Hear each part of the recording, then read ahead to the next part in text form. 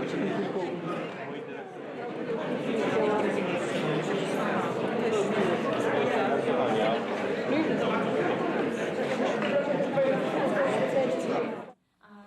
distinguished guest, Professor Ulf Hannerz, is Emeritus Professor of Social Anthropology at Stockholm's University, but I'm sure that he's well known for all of us from his books, which are inspiration for also our research. We have two translations in Polish of his books. This is Odkrywanie miasta i związki transnarodowe, but I'm sure that we all know his research also in English version.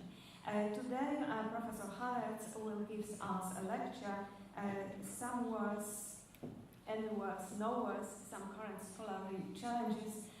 So I leave a room for Professor Hannerz. After his lecture, there will be a time for questions and discussion. Excuse me for not being able to speak to you in Polish. Having two books in Polish is no guarantee for knowing the language, and so basically I don't know anything about these translations. Okay. The second excuse for talking to you sitting down, I would normally have preferred to be up there, but about 10 days ago or so, when I was working in the garden in my summer house in southern Sweden, I kind of overestimated what my back was good for these days, and so being up there for 1 hour wouldn't have been a particularly good idea right now. So I hope this location, yes, I think I can see all of you, and you can, I hope, see and hear me. So I will begin my talk to you as soon as I find my glasses. And again, it's entitled Somewheres, Anywheres, Nowheres, Some Current Scholarly Changes. Well, people on the move, that is a theme of world history and also of the history of scholarship.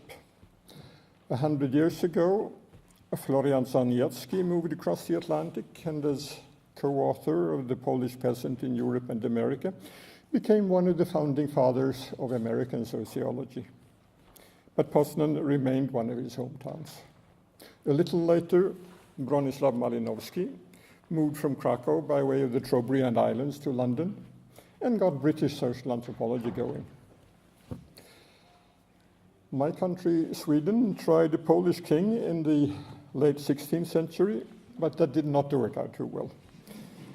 Partly because he was not inclined to travel much and wasn't tuned into Swedish culture. Right.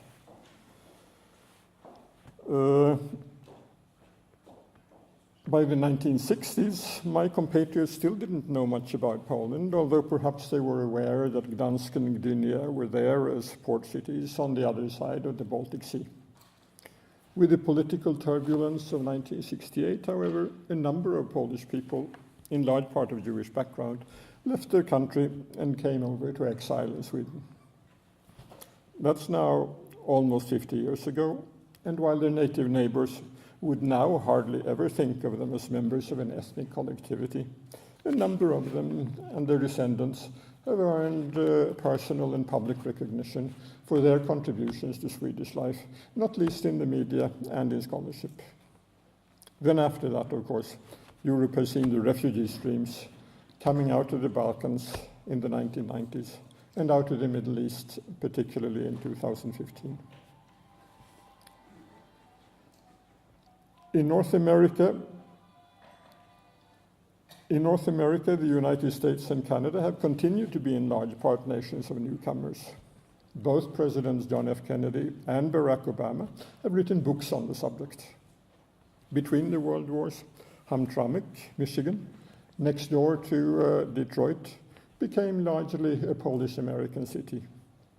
Then, around the most recent turn of the century, there were many other people moving into Hamtramck, including Bangladeshis and Yemenis, And while the city maintained its Polish heritage, by 2015 it had the first city council in the United States with a Muslim majority. If Florian Saniecki was one of the pioneers, a great many scholars in various disciplines have made human mobility of all kinds a central topic of research. It has been not only a matter of academic curiosity, but a question of great public concern. Yet very recently, over the past year or so, following striking political shifts in Europe as well as in North America, it's been argued that there now needs to be more attention also to the people who have not moved, but are there to meet the newcomers moving in. The main events drawing wide international attention, of course, were the Brexit vote in Britain and the election of President Trump. Among scholars and other observers of politics, the point is now made that the traditional one-dimensional right-left divide has come to be replaced by a four-field table with right and left along one dimension and something like a global-local divide along the other. And the latter has the power to blur the traditional left-right divides among the voters, while among the global-local divides, you have had the locals opposing the global as represented both by migrants and refugees and by elites who have somehow betrayed and disregarded, so they feel, the local and national loyalties. The locals felt forgotten, perhaps with a sense of threat that they were being turned into outsiders, that their home was becoming alien territory, or at least bordering directly on it, and that they thereby were exposed to risks. And so they struck back with their voting power. In the United States, these were people who have frequently been referred to as hillbillies, rednecks, and by other such terms. In Britain, the new Prime Minister, Theresa May, speaking to her party conference, could propose that, and I quote, "If you believe you are a citizen of the world, you are a citizen of nowhere." And one prominent British journalist and public intellectual, David Goodhart, devotes one of the season's bestsellers to the populist revolt and describes it as a conflict between the anywheres and the somewheres. So that's where I draw my title from today. And so here we are with anywheres and somewheres and nowheres. But May's nowheres are much like Goodhart's anywheres. Perhaps we should save the nowheres designation for others who really deserve it better. Now, what is there for us in the various fields of cultural studies to do in this landscape of people staying as well as moving and settling, identifying with the world or identifying with the community? I retrieved my copy of Florian Saniecki's The Social Role of the Man of Knowledge from the shelf where admittedly it had stood untouched for a long time, to see that his point was really that people with specialized knowledge could have a range of different public roles. I'm sure we can take on several, and we should also accept that there are other roles which we may not be fit to claim, as the knowledge required is not ours. But I would suggest that there are areas where we possess relevant knowledge, and others where we are fairly well equipped to build new knowledge, new insights with public uses. To begin with, I would argue, even as we recognize that some conditions are new and the world is changing, we should check in with our memories. As you turn into a time traveler, you may sense that even as realities change, they may change less quickly than the vocabularies used to refer to them. Moreover, that the global and the local, with the regional and the national in between, have been intertwined before in ways not always fully recognized. When I hear Prime Minister May about citizens of nowhere, I'm reminded of the old epithet of rootless cosmopolitans, used in both pre-Soviet and Soviet Russia, not least to throw doubt on the loyalties of Jews. When President John Kennedy and Lyndon Johnson supported desegregation in the American South and engaged in a war on poverty in the 1960s, it drew in part on a need for international soft power in the Cold War. So in a way, there was an anywhere streak here. When President Nixon, a little later, based election campaigns on a Southern strategy and appealed to a silent majority, these notions would be recognizable to President Trump. It may be the news media and market-conscious public intellectuals who are most inclined to invent new labels, coin new catchphrases, fast food for thought, for what appear as the dramatic, unique events, processes, and conditions of the time, who thereby turn them into intellectual commodities. Yet scholars are hardly immune to such possibilities. Academic publishers, booksellers, journals, and seminar rooms are likewise attracted to what seem to be new potential key concepts. Yet now you may remember that in the 1990s, when the notion of cosmopolitanism was rediscovered after having been mostly ignored during the era of the Cold War, not least political philosophers would argue over its weakness, its thinness, compared to a culturally thick and dense understanding of patriotism. And we had the political psychologist Michael Billig pointing out that a banal nationalism was grounded very much on the kind of everyday experience that was taken for granted rather than celebrated. We had the so-called culture wars in American academia over which heritages and creativities should be recognized and studied. The notion of identity politics came out of that. After 9/11, 2001, a World War IV was declared between Islam and the West, but so far it didn't take place unless one discerns that it was actually fought between two camps of intellectuals on Manhattan. World War III, of course, would have been the Cold War. About 10 years ago, European counterparts of that World War IV were fought over imagined future lands of Eurabia and Londonistan. But I remember, especially from a quarter century or so ago, the American economist Robert Reich's book, The Work of Nations, where he argued that work in advanced societies fall into three main categories: routine production services, in-person services, and symbolic analytic services. The symbolic analysts of many kinds, ranging from research scientists over investment bankers and consultants to musicians and university professors, are engaged in the skilled, non-standardized manipulation of symbols. They are no longer tied in their lifestyles and their loyalties to any particular place or nation, but are linked to more global webs of enterprise. Now, these symbolic analysts seem to be more or less the same people who David Goodhart, a quarter century later, describes as the anywheres, and Prime Minister May's citizens of nowheres, cosmopolitans. Robert Reich's people in routine production services and in-person services, on the other hand, are Goodhart's somewheres. Those in routine production services, such as declining local industries, are of course those at present especially endangered. About a year after his book was published, incidentally, Robert Reich became President Clinton's Secretary of Labor. And Clinton's watchword to his campaign staff in 1992 had been, "It's the economy, stupid." It may be useful to retrieve such commentary to familiarize ourselves with arguments already more or less well made and provide the present with some time depth. It seems that the problems of the current long-settled somewheres of Europe and America have been around for some time, but receiving less attention and less scholarly description and analysis than they should have been given.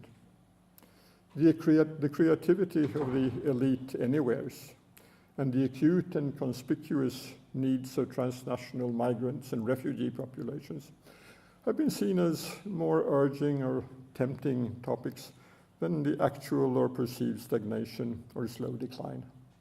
Obviously, it is time to do something about this. I believe it's another recurrent part of our roles as scholars, however, to make things a bit more complicated. When public and media discourse is inclined toward one-liners and sound bites and simple contrasts and dichotomies, we suspect that this cannot adequately represent the facts on the ground. There is a risk that at the point where the academic tribe begins to enjoy revealed complexity, everybody else's eyes will glaze over. But we need to try to make it just complicated enough. One of the things we have to watch is the use of the culture concept itself. Cultural study is not only a summarizing label for all those inquiries we conduct into all the things we consider cultural, but also a study of popular theories and proto-theories and quasi-theories of culture.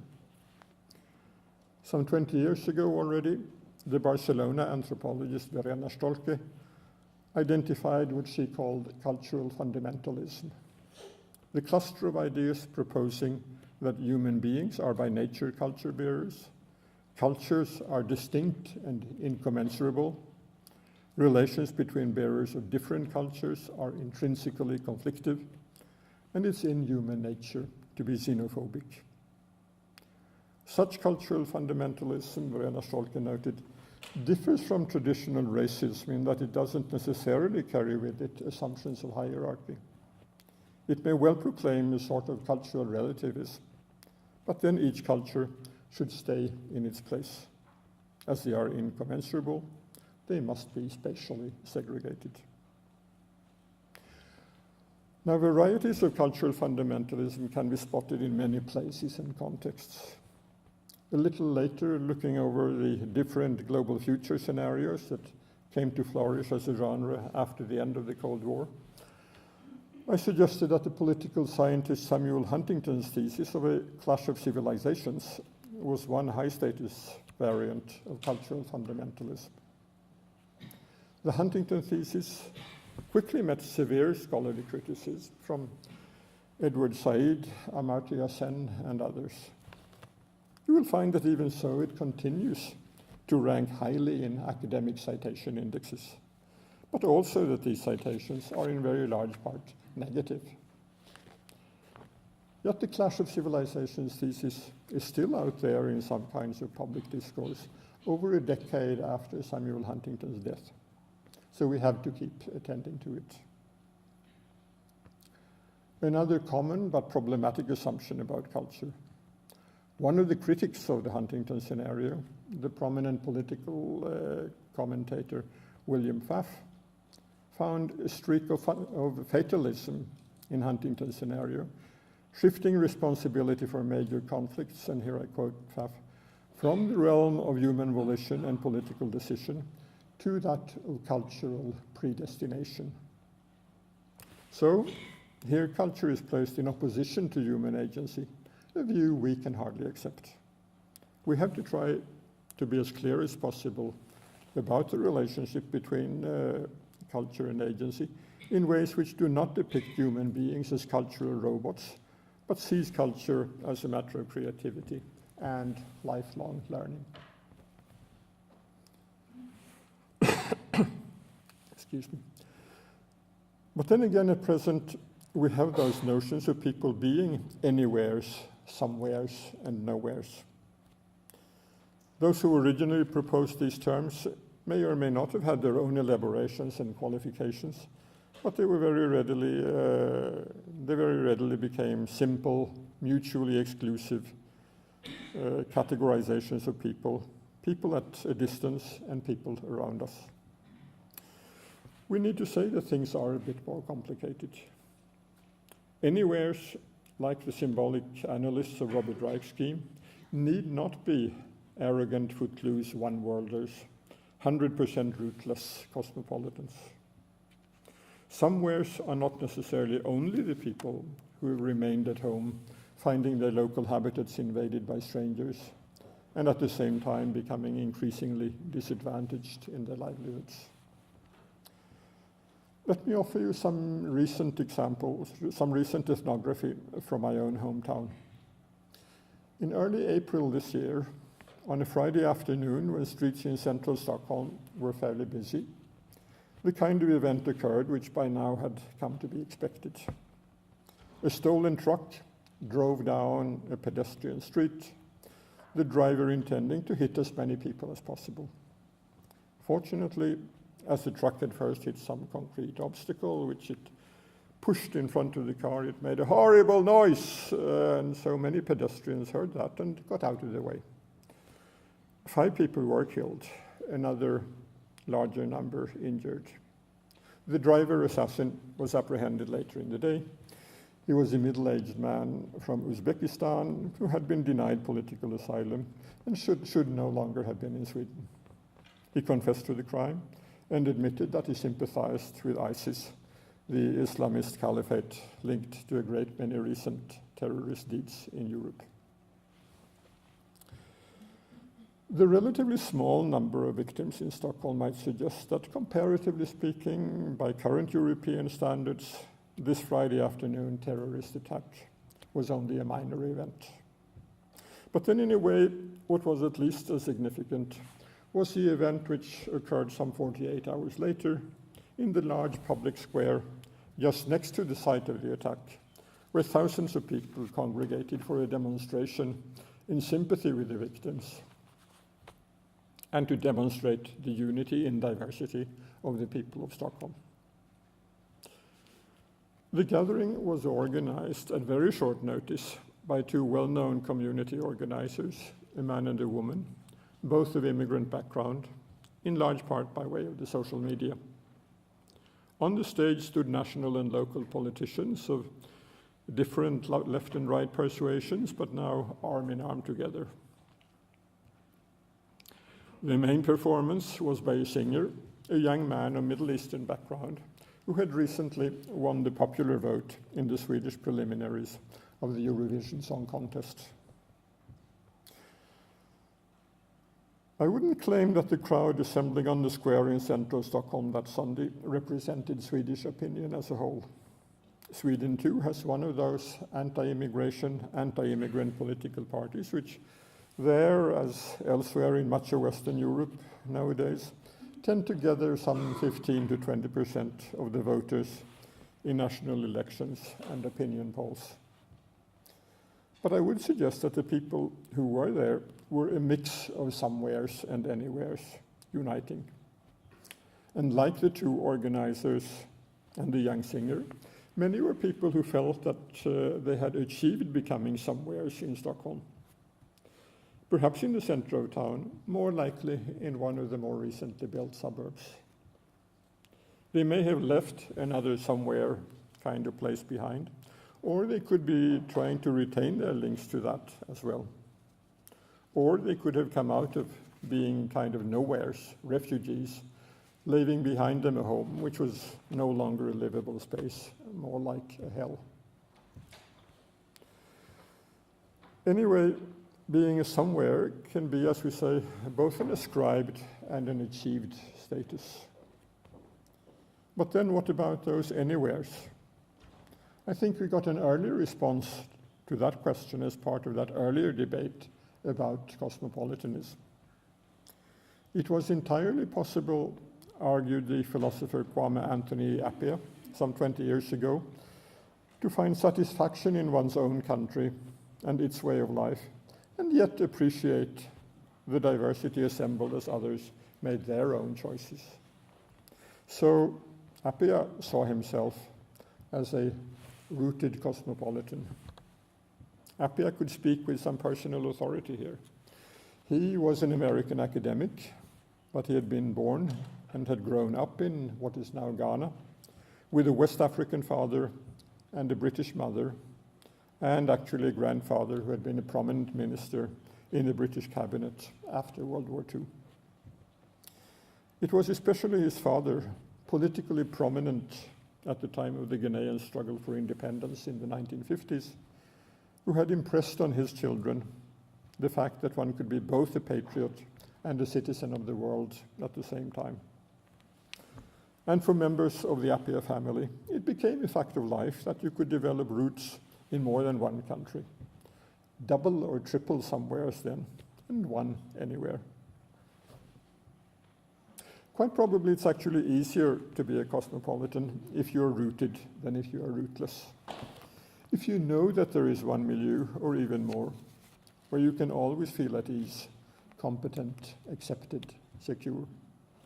I can speak for myself. Presumably as an academic, I have been that symbolic analyst, enjoying mobility and diversity, and analyzing it as well. I enjoy my Stockholm neighborhood too, as a somewhere kind of place, partly because it has more anywheres. But at least as much I feel at home in a South Swedish village, where my family has deep roots, and where I can now spend a good part of the year. That's where I hurt my back a couple of weeks ago.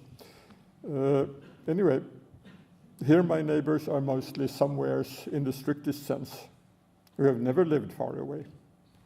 With them I can talk over the garden hedges about the most local things, and yet I also sense that they enjoy hearing my occasional recollections and opinions of anywhere.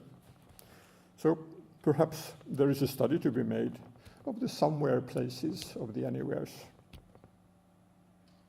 I can also reminisce that when that old house of mine in that village needed a fresh coat of paint some years ago, one of the painters was a Polish immigrant who had been in Sweden for some years. With direct ferries between Poland and Sweden across the Baltic Sea, he had little trouble maintaining contacts in the country from which he had departed. But as we talked, when he occasionally put down the paintbrush for a pause, he was evidently pleased to tell me that he had just acquired a house in the nearest town. So this was his new achieved somewhere. My thoughts wander here to another Polish migrant longer ago. Perhaps Bronislaw Malinowski found his own new somewhere place around that villa in the Tyrolean Alps, where he received friends and students. So it seems like there can be an almost endless variety of complications in between cases and passages here, rather than a single deep divide. It may be useful to point this out, to promote conversations and limit sheer name-calling. And if this is part of our personal experience, we may have our own sites of cultural brokerage. Let me turn now to one somewhat more specific and perhaps more practical arena of cultural expertise. As the field of applied research of intercultural communication emerged in the 1980s or so, it was widely ridiculed for its oversimplifications and its emphasis on rules of etiquette for American and European businessmen trying to handle their Saudi and Japanese counterparts. It tended to have its basis outside academia. The interculturalists were a new profession of people working commercially as trainers and consultants, trying to teach sensitivity toward cultural diversity to various audiences through lectures, simulation games, videos, practical handbooks, and some variety of other means. I myself described this facetiously at the time as the culture shock prevention industry. The concept of culture shock spread widely in the late 20th century as a way of referring to the kind of emotional and intellectual unease that sometimes occurs in the encounters with unfamiliar meanings and practices. From an academic vantage point, one could be critical of certain of the interculturalist efforts. They may seem a bit trite, somewhat inclined toward stereotyping, occasionally given to exaggerating cultural differences, perhaps as a way of positioning the interculturalists themselves as an indispensable profession. Yet one may find much to think about in the experimentation with the modalities of communicating about experiences of cultural difference. And obviously, interculturalists are not xenophobes. They are cultural technicians in an era of globalization, trying to assist clients practically in dealing with others of a different cultural background. I can't claim to have kept up with what has happened in the interculturalist field, but possibly we could draw it closer to what is being done in the more academic parts of cultural study, to learn from it, but perhaps also to reinvent it and relocate it. There may indeed be particular lines of work where intercultural rules of etiquette and sensitivity to what works and does not work in intercultural exchange and commentary. Lines of work where this could come in as particularly useful. I've been struck by this recently a couple of times, witnessing Swedish public life. One instance involved our Prime Minister. I see him as basically a good man, well-intentioned within his own political frame, mostly not prejudiced. But then he was confronted with a situation where a young one Muslim politician within his own coalition was not inclined to shake hands with women and consequently found his career seriously compromised. Indeed, the Prime Minister declared that here in Sweden we shake hands. True, it seems that by international standards, Swedes shake hands a lot. But if we take seriously a commitment to accepting cultural diversity, perhaps we ought to understand that this kind of physical touching does not come so easily to everybody in relation to everybody else. There could be different ways of greeting people politely. A nod, a bow, a hand to your chest, or whatever. If there really is a place where the way to say hello is to rub noses, you may want to exclude that. But probably it's not only the Prime Minister who could usefully widen his cultural repertoire with regard to recognizing and accepting, if not practicing, some alternative forms. The other example involves another member of the Swedish cabinet, prominently involved in international affairs and diplomacy. Commenting on gender relationships and rules in Saudi Arabia to some Swedish audience, she said something about these being medieval in character. Quite possibly many in her home audience felt that this remark was appropriate. But then these days, it's difficult or impossible to maintain a wall between domestic and global audiences. So soon, this pronouncement reached Saudi ears as well. Now, we may well disapprove of dominant Saudi gender ideas and practices from a feminist or a more general human rights point of view. But Saudi representatives of government or business who are likely to think of themselves as running a state-of-the-art modern establishment clearly thought that being labeled medieval was a bit much. As for myself again, I came to think of my anthropologist colleague Johannes Fabian's very well-known early 1980s book, Time and the Other, where he analyzes the ways in which placing others in some earlier time category, earlier stages of evolution, is a way of rendering them more distant and inferior. Medieval is thus not some merely descriptive term, but rather more akin to the label primitive.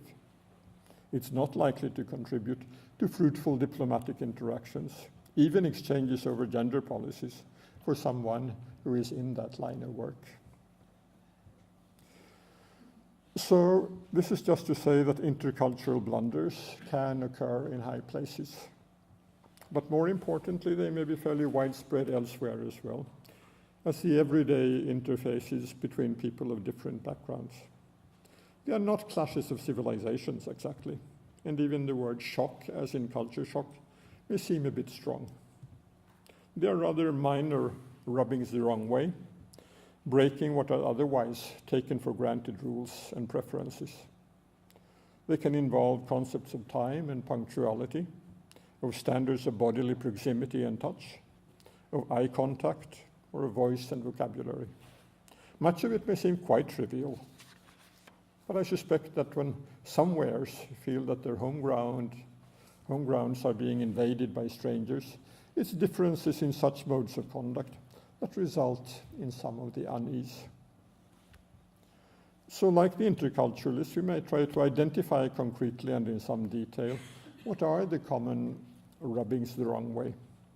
But at a more general level, we may try to reach out with an understanding that there can indeed be variations in such areas, and that people should be somewhat prepared for them, not assuming that their own standards are a matter of human nature. This kind of cultural preparedness would be good for everybody. As an issue of policy, however, it might be good to try and get the message across clearly to some particular categories. On the one hand, to newcomers in a place, the community, the country. There is something to the saying, when in Rome, do as the Romans do. That may not apply to everything, but especially in direct interaction with the Romans, it would tend to be a good idea. It's also true that the Romans should give the newcomers and visitors a chance to learn what the Romans do. Sometimes Romans, or locals generally, tend not to open up to the context where such learning can take place in homes, neighborhoods, places of work. On the other hand, there are those people who in their occupations may be in some special need of some intercultural skills and awareness. A prime minister or a minister of foreign affairs, certainly, but also people in education or law enforcement. It's not certain that the individuals recruited to such lines of work have already acquired such competences merely through going about life. So they may benefit from their own courses of cultural training in street wisdom or whatever is needed in their work habitats. Now, let me remind you of another old slogan from public discourse a half-century ago. Marshall McLuhan brought to those of us who were around at that time the concept of the global village. This was mostly about the coming of television and the changes it would bring, and soon enough we understood that this notion was not complicated enough. Television was largely one-way communication, and that was not so village-like. But since then, media studies have grown as a large part of cultural studies, and at the same time, media have diversified a great deal.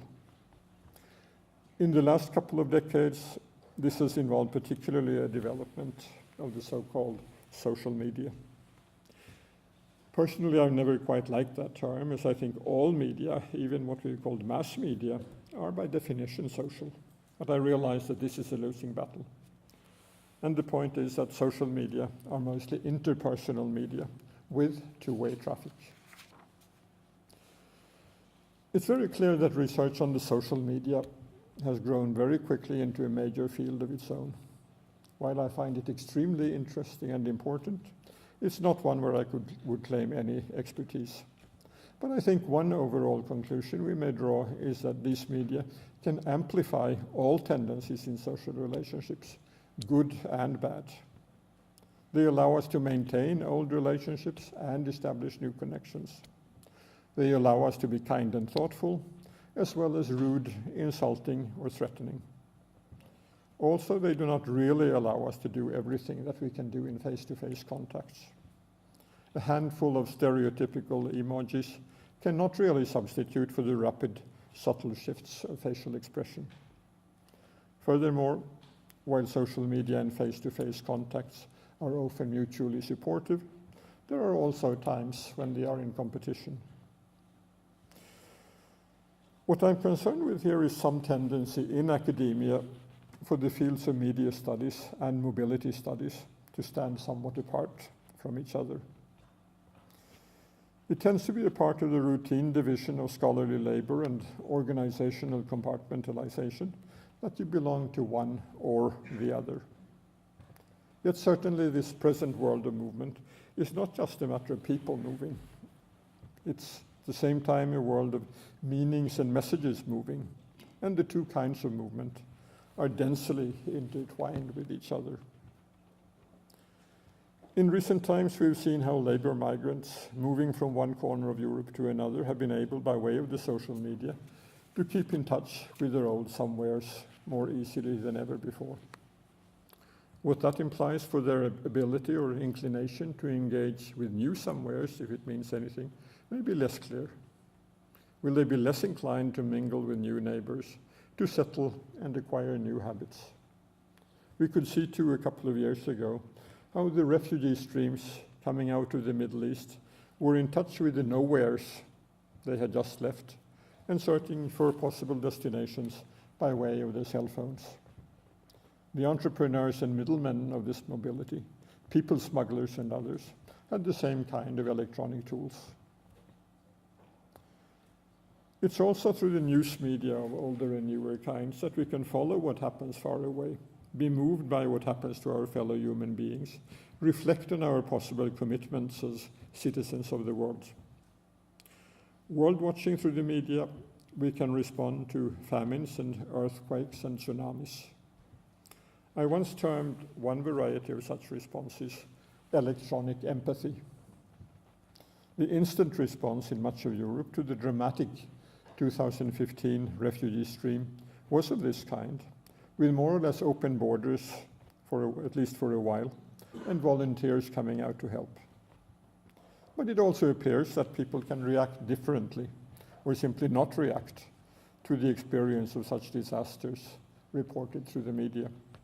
Another recently circulating term has been compassion fatigue.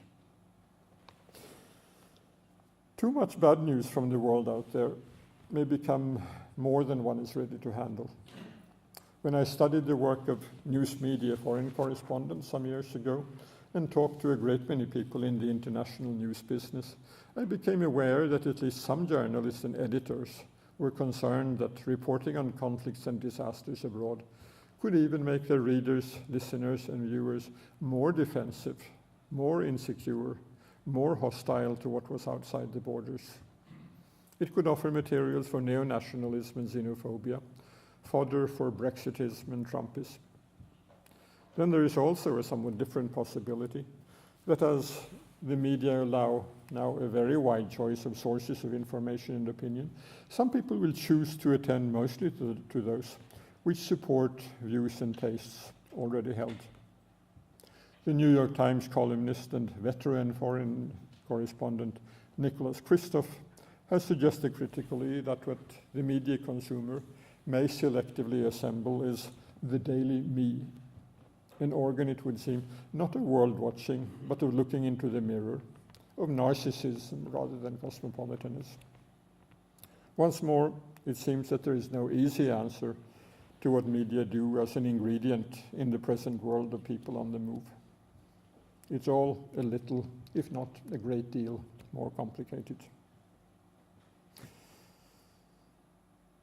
The seemingly minor but highly variable frictions of intercultural encounters that appear to me as one area deserving more study, together with ways of dealing with them, and the ways that media in all their present technological and organizational diversity in this world of people on the move can both neutralize distances and dramatize them, looks like a research field full of challenges.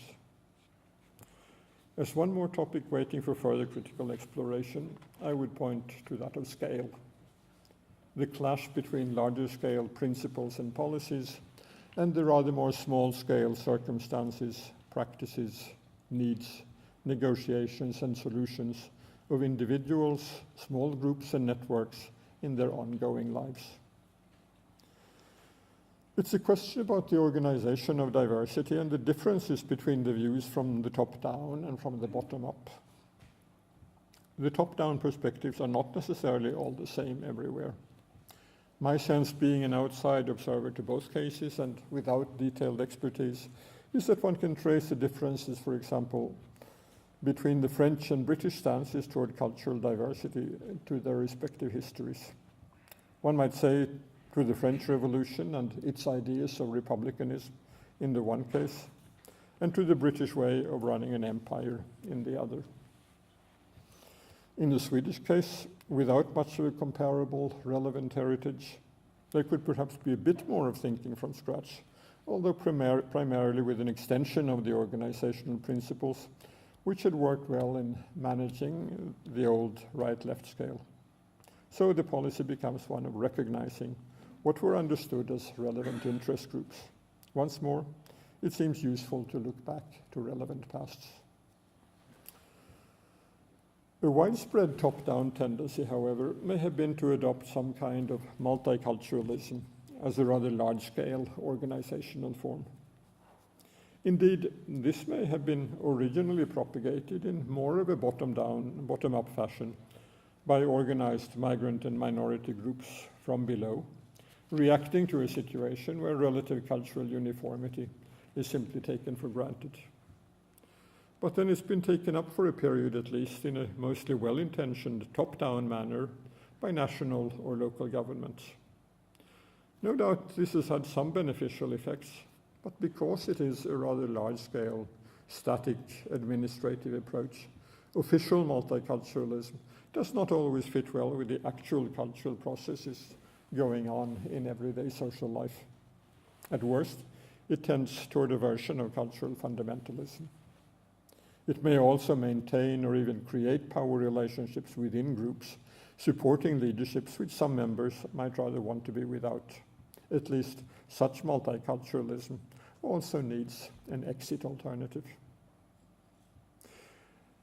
As such weaknesses begin to be grasped, there have developed second thoughts about what becomes referred to a bit contemptuously as multiculti. It's seen as a failure resulting in the growth of parallel societies. The goal instead should be integration, which is fine, except for the fact that integration may mean different things to different people. The real issue would seem to be how much cultural diversity is possible and what kind of cultural sharing is necessary for a desirable kind of integration. In German debate, the term Leitkultur has played a part here, suggesting a need for an integration based on one guiding culture. But that has turned out to be ambiguous. Is this merely another term for cultural hegemony, or can it mean something else? So we need to make a distinction between multiculturalism and cultural diversity and try to understand how the latter actually works, smoothly or with points of tension. It's much too simple to understand the social and cultural borderlands between natives and newcomers as sites of one single confrontation between homogeneous blocks. We're better served by a more nuanced picture. The encounters between groups and the responses to these encounters also give shape to and cast light on dividing lines internal to the groups, which might otherwise not have been equally noticeable. For one thing, among the newcomers and minorities, some members, rather more than others, can sense new opportunities, new alternatives, as they enter another social and cultural landscape. We must not forget that cultural orders tend to be built on the premises of particular distributions of power and material assets. And when such distributions change, so differences of opinion and evaluation may come into light which were more or less habitually concealed before. They may be there and strongly experienced in smaller scale relationships. One may see it in relationships between the sexes and not least between generations. If young people are generally more inclined to seek new spaces for life projects, for their invention of themselves as adults, this may not least be true of those who discern in new somewheres more attractive paths than those following in the footsteps of their fathers and mothers. And they may feel that they are more knowledgeable about local circumstances than their elders. Here then, conflicts may arise in the most private context of living, over lifestyles, fashions, choices of careers and partners, and generally over authority and respect.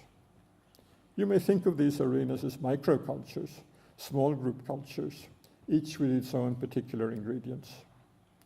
Cultures are not all of the same scale.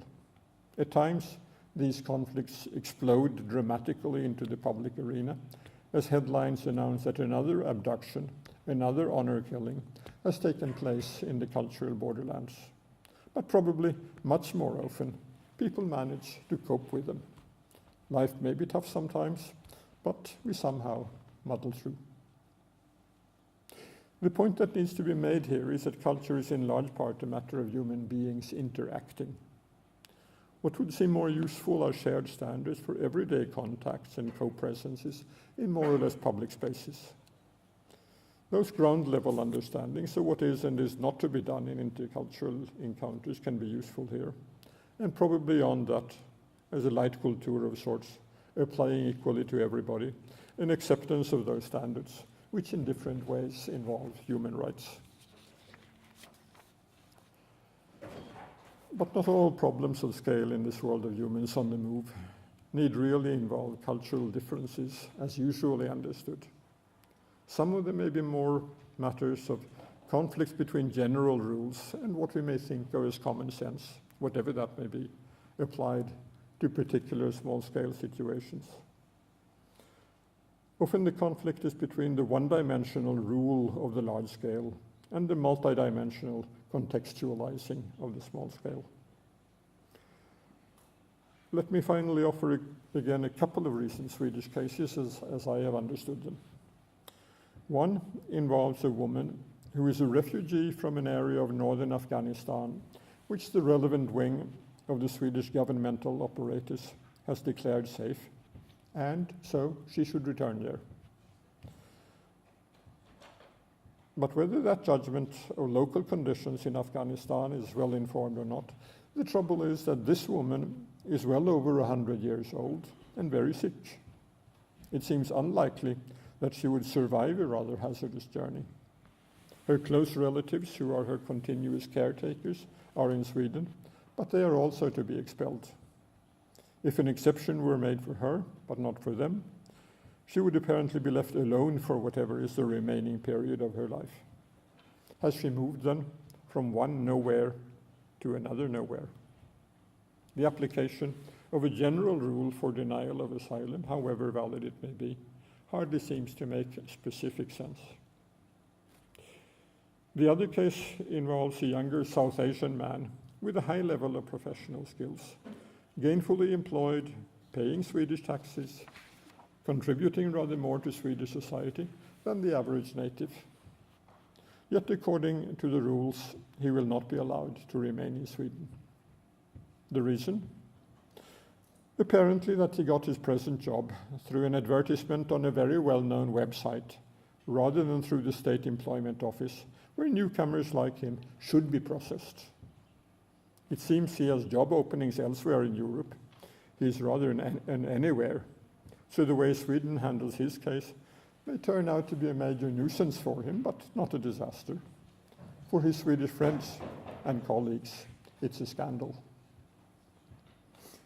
Certainly societies and states like ours need to have rules and can hardly be infinitely flexible. But laws are also cultural, human-made constructions of a particular scale of application. And their forms, the practices which follow from them, and their intended and unintended consequences can also be the subject of close-up cultural studies. Studies which may make their way into highly ranked international academic journals, but also into public debate. And again, they help to make that debate over somewheres, anywheres, and nowheres a little more complicated. Thank you.